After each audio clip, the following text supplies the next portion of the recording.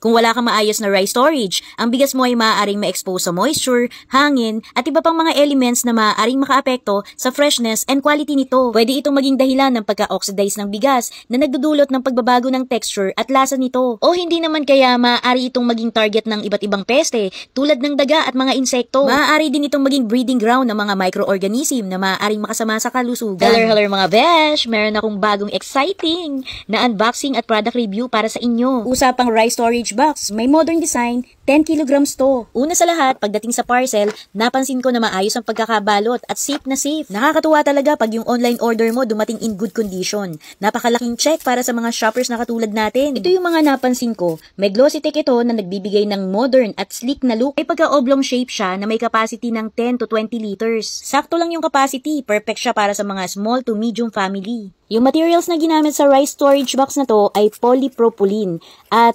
polyethylene terephthalate. Ang polypropylene ay matibay at hindi basta-basta nasisirang materials na ginagamit sa mga food containers. Ang polyethylene terephthalate naman ay isang type ng plastic na matibay at hindi harmful sa health. Kaya safe naman at durable talaga ang rice storage box na to. Ang cool na features nito is yung built-in insect repellent box. No worries na about sa mga insekto na papasok sa bigas natin kasi may protection na to. Isa pa, nagbibigay ng tamang seal para fresh lagi ang bigas natin. Plus, may kasama rin itong quick draining rice cup. Very convenient lang gamitin at napakadali pang linisin. Kaya mga ka-wise spender, highly recommended ko talaga itong rice storage box na to. Alam nyo na, nasa yellow basket ko. Please share and follow me for more sulit sales. Bye!